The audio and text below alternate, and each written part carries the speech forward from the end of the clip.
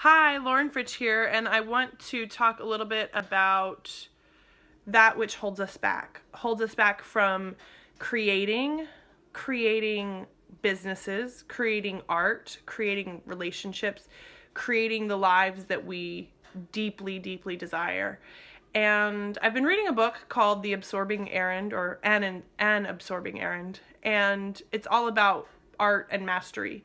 And one of the subjects she brings up is shame, and shame is something that can become an obstacle to our creation.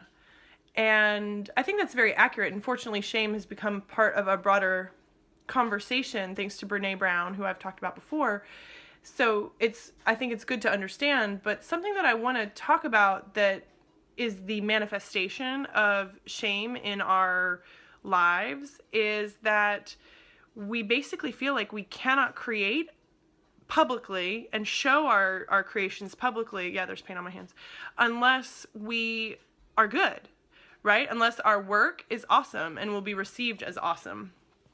And I think that what's happening there is we feel like we should toil in obscurity, and only then can we show the public what we've created once it's achieved a specific level of success or like objective goodness. And I think that is something that I'm like patently against.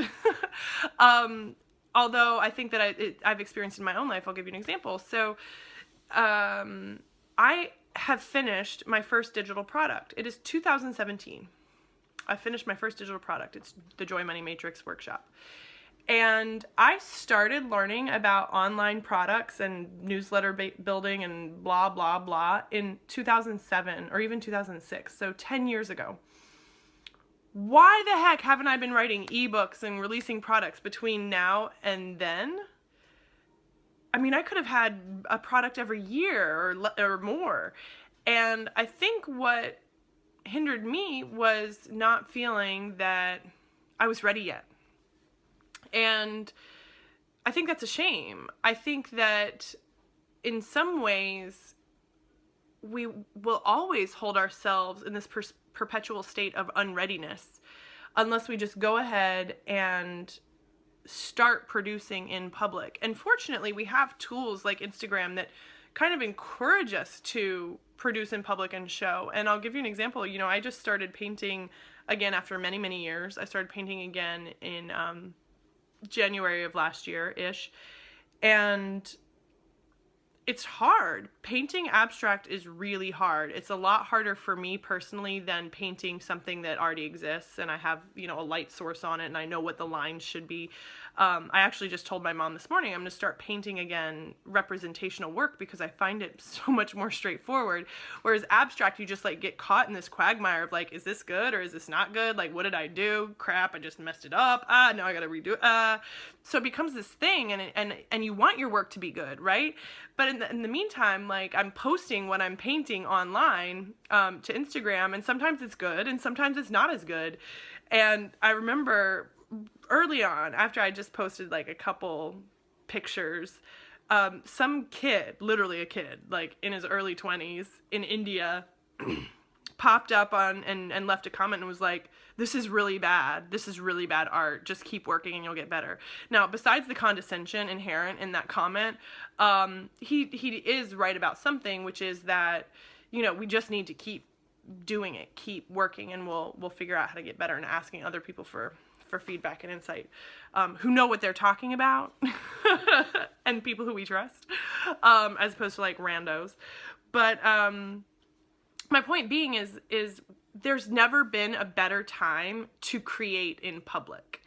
And if something has been holding you back, and it might be that, what if I suck at this? Or just that the process is difficult, then I encourage you to unpack that a little bit and just put something down on paper and take the chance, like make it public. My YouTube videos, in fact, I think are the reason I do them the way I do them is because I don't think you have to have your makeup done, and I have greasy hair a lot. Greasy hair don't care. I'm wearing often like these bizarre outfits that I've just like thrown on when I'm in the country.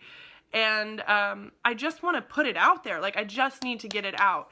And to me, the pain of having ideas and not realizing them in a physical way is greater than the pain of potential criticism, right?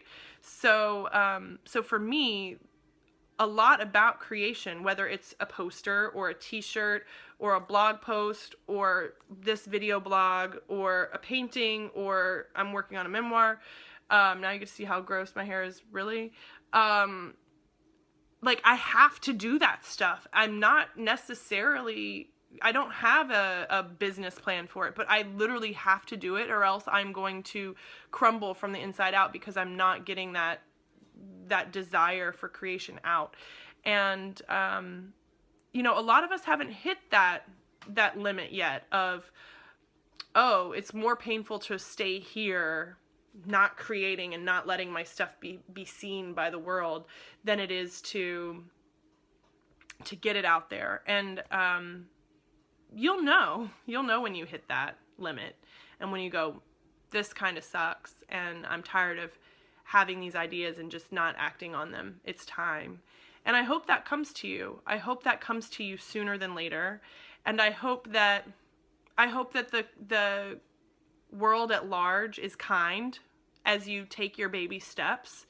And I also hope that it's unkind, because I think that's how we get better. I think I'll have to post some stories about this, specifically in my journey as a yoga teacher from novice to mastery level. I have some funny stories.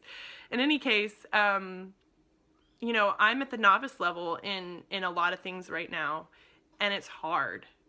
It's a hard place to be, but I want to keep doing it, and I want to keep doing it, and I want to keep doing it. Because to not create is way more painful than the potential criticisms that I could receive. So with that, I'm going to go wash my hair. No, we have a snow day. There's no point in washing my hair. No, I'm going to go make something. All right.